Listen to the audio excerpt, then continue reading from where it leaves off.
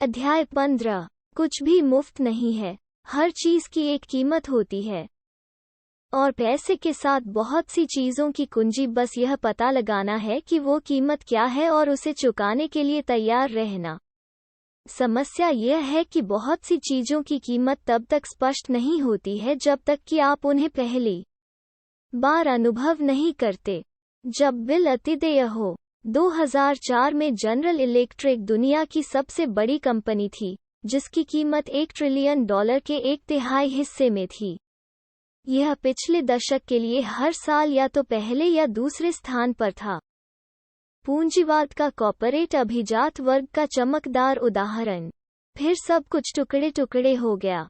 2008 के वित्तीय संकट ने जीई के वित्तपोषण प्रभाग को, जिसने कंपनी के आधे से अधिक लाभ की आपूर्ति की, को अराजकता में डाल दिया। अंततः इसे कबाड़ में बेच दिया गया। तेल और ऊर्जा में बाद के दांव आपदा थे, जिसके परिणामस्वरूप अरबों राइट ऑफ हुए। जी स्टॉक 2007 में $40 से गिरकर 2018 तक $60 हो गया। 2001 से कंपनी चलाने वाले सीईओ जेफ इम्मेल्ट पर लगाया गया दोष तत्काल और कठोर था। उनके नेतृत्व, उनके अधिग्रहण, लाभांश में कटौती, श्रमिकों की छंटनी और निश्चित रूप से गिरते स्टॉक की कीमत के लिए उनकी आलोचना की गई थी। यह ठीक ही है। जो लोग अच्छे समय में वंशवाद के धन से पुरस्कृत होते हैं, वे ज्वार के बाहर जाने पर जिम्मेदारी का बोझ उठाते हैं। उन्होंने 2017 में पद छोड़ दिया था, लेकिन इम्मेल्ट ने बाहर निकलते समय कुछ अंतर्दृष्टिपूर्ण कहा, उन आलोचकों को जवाब देते हुए जिन्होंने कहा कि उनके कार्य गलत थे और उन्हें जो करना चाहिए था वो स्पष्ट था। इम्मेल्ट ने अपने उत्तराधिकारी से कहा, हर काम आसान लगता है जब आप इसे करने वाले नहीं होते। हर काम तब आसान लगता है जब आप उसे करने वाले नहीं होते, क्योंकि अखाड़े में किसी के सामने आने वाली चुनौतियां अक्सर भीड़ में रहने वालों के लिए अदृश्य होती हैं। विशाल ब्लोट। अल्पकालिक निवेशकों, नियामकों, यूनियनों और मजबूत नौकरशाही की परस्पर विरोधी मांगों से निपटना न केवल कठिन है करते हैं, लेकिन समस्याओं की गंभीरता को तब तक पहचानना मुश्किल है जब तक कि आप उनसे निपटने वाले नहीं होते। 14 महीने तक चलने वाले इम्मेल्ट के उत्तराधिकारी ने भी यह सीखा। सिद्धांत की तुलना में अधिकांश चीजें व्यवहार में कठिन होती हैं। कभी कभी ऐसा इसलिए होता है क्योंकि हम अति आत्मविश्वासी होते हैं। अक्सर ऐसा इसलिए होता है क्योंकि हम यह पहचानने में अच्छे नहीं होते हैं कि सफलता की कीमत क्या है, जो हमें इसका भुगतान करने में सक्षम होने से रोकती है। 2018 को खत्म होने वाले 50 सालों में 519 गुना बढ़ गया। आपको बस इतना करना था कि बैठ जाएं और अपने पैसे को कंपाउंड होने दें। लेकिन निश्चित रूप से सफल निवेश तब आसान लगता है जब आप इसे करने वाले नहीं होते हैं। लंबे समय के लिए स्टॉक रखें। आप सुनेंगे, ये अच्छी सलाह है, लेकिन क्या आप जानते हैं कि जब स्टॉक गिर रहा होता है तो लंबी अवधि के आउटलुक को बनाए रखना कितना मुश्किल होता है? हर चीज की तरह, सफल निवेश एक कीमत की मांग करता है, लेकिन इसकी मुद्रा डॉलर और सेंट नहीं है। ये अस्थिरता, भय, संदेह, अनिश्चितता और अफसोस है। इन सभी को तब तक अनदेखा करना आसान है जब तक आप वास्तविक समय में उनसे निपट नहीं लेते। यह पहचानने में असमर्थता की निवेश की कीमत होती है। हमें बिना कुछ लिए कुछ पाने की कोशिश करने के लिए प्रेरित कर सकता है, जो दुकानदारी की तरह शायद ही कभी अच्छी तरह से समाप्त होता है। कहते हैं कि आप एक नई कार चाहते हैं। इसकी कीमत $30,000 है। आपके पास 3 विकल्प हैं। 1. इसके लिए $30,000 का भुगतान करें। 2. एक सस्ता इस्तेमाल किया हुआ ढूंढें। या 3. इसे चुरा लें। इस मामले में 99% लोग तीसरे विकल्प से बचना जानते हैं, क्योंकि कार चोरी करने के परिणाम उल्टा पड़ता है। लेकिन मान लें कि आप अगले 30 वर्षों में 11% वार्षिक रिटर्न अर्जित करना चाहते हैं ताकि आप शांति से सेवानिवृत्त हो सकें। क्या यह इनाम मुफ्त आता है? बिल्कुल नहीं। दुनिया कभी इतनी अच्छी नहीं होती। एक मूल्य टैग है, एक बिल जिसका भुगतान किया जाना चाहिए। इस मामले में यह बाजार से कभी न खत्म होने वाला ताना है। जो बड़ा रिटर्न देता है और उन्हें लेता है उतनी ही तेजी से दूर। लाभांश सहित डाउ जोन्स इंडस्ट्रियल एवरेज 1950 से 2019 तक प्रति वर्ष लगभग 11% लौटा, जो बहुत अच्छा है, लेकिन इस अवधि के दौरान सफलता की कीमत बहुत अधिक थी। चार्ट में छायांकित रेखाएं तब दिखाती हैं जब यह अपने पिछले सर्वकालिक उच्च से कम 5% नीचे थी। यह बाजार रिटर्न की कीमत है। शुल्क, यह प्रवेश की लागत है, और यह दर्द देता है। अधिकांश उत्पादों की तरह, जितना बड़ा रिटर्न, उतनी ही अधिक कीमत। नेटफ्लिक्स का स्टॉक 2002 से 2018 तक 39,000% से अधिक लौटा, लेकिन 94% दिनों में अपने पिछले सर्वकालिक उच्च स्तर से नीचे कारोबार किया। मॉन्स्टर बेवरेज ने 1995 से 2018 तक 3,19,000% का रिटर्न दिया, इतिहास में सबसे अधिक रिटर्न में, लेकिन उस अवधि के दौरान अपने पिछले उच्च 95% से नीचे कारोबार किया। अब यहाँ महत्वपूर्ण हिस्सा है। कार की तरह, आपके पास कुछ विकल्प हैं। आप इस कीमत का भुगतान कर सकते हैं, अस्थिरता और उथल-पुथल को स्वीकार करते हुए, या आप कम अनिश्चितता और कम भुगतान वाली संपत्ति पा सकते हैं। एक पुरानी कार के बराबर, या आप ग्रैंड थेफ्ट ऑटो के समकक्ष प्रयास कर सकते हैं। इसके साथ आने वाली अस्थिरता से बचते हुए रिटर्न प्राप्त करने का प्रयास करें। निवेश में बहुत से लोग तीसरा विकल्प चुनते हैं, एक कार चोर की तरह, हालांकि अच्छी तरह से अर्थ और कानून का पालन करने वाला। वे कीमत चुकाए बिना रिटर्न पाने के लिए चाल और रणनीति बनाते हैं। वे अंदर और बाहर व्यापार करते हैं। वे अगली मंदी से पहले बेचने और अगले उछाल से पहले खरीदने का प्रयास करते हैं। थोड़े से अनुभव वाले अधिकांश निवेशक जानते हैं कि अस्थिरता वास्तविक और सामान्य है। बहुत से लोग अगले तार्किक कदम की तरह लगते हैं, इससे बचने की कोशिश कर रहे हैं, लेकिन पैसे के देवता उन लोगों की ओर अधिक नहीं देखते हैं जो बिना कीमत चुकाए इनाम चाहते हैं। कुछ कार चोर इससे बच जाएंगे, कई और पकड़े जाएंगे और दंडित किए जाएंगे। निवेश के साथ भी यही बात है।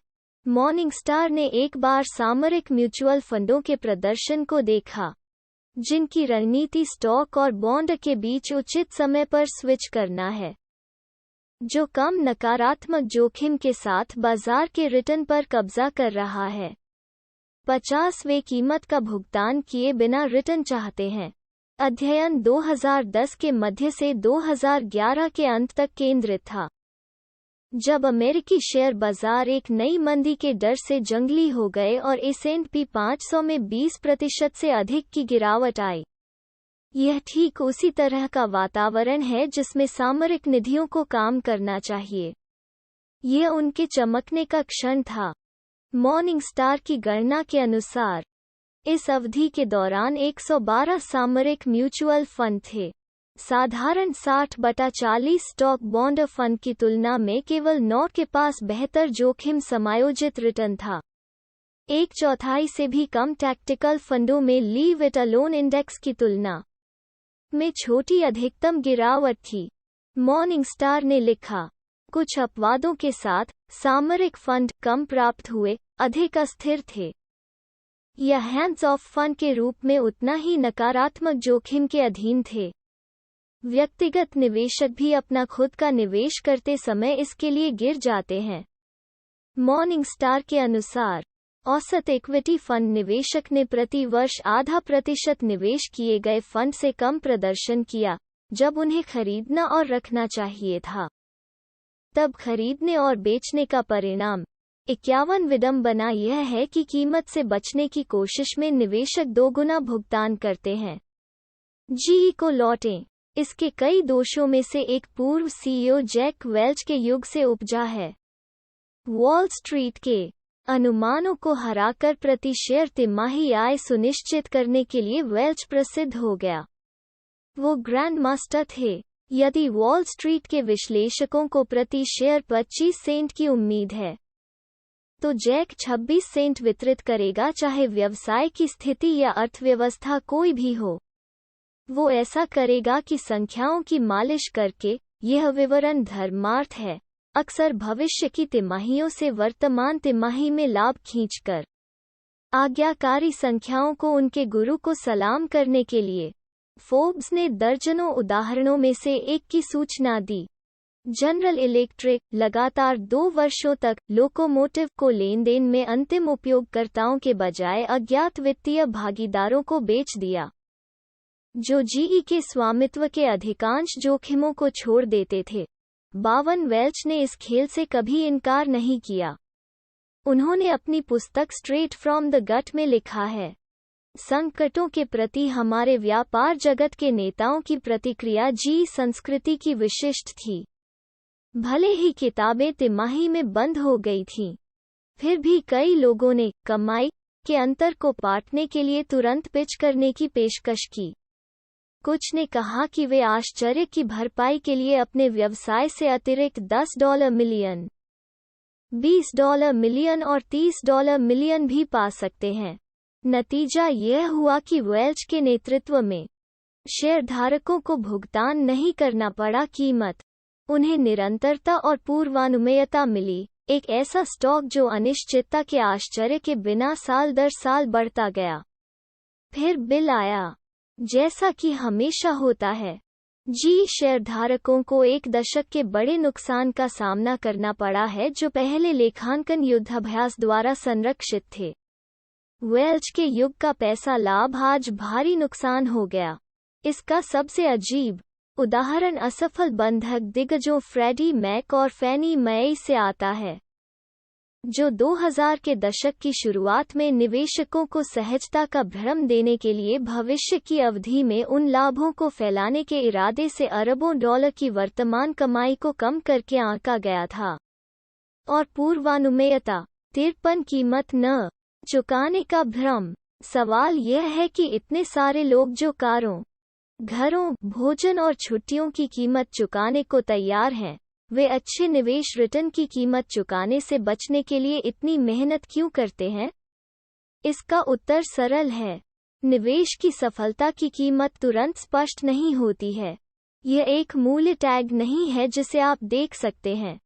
इसलिए जब बिल देय होता है तो यह कुछ अच्छा पाने के लिए शुल्क की तरह महसूस नहीं करता है।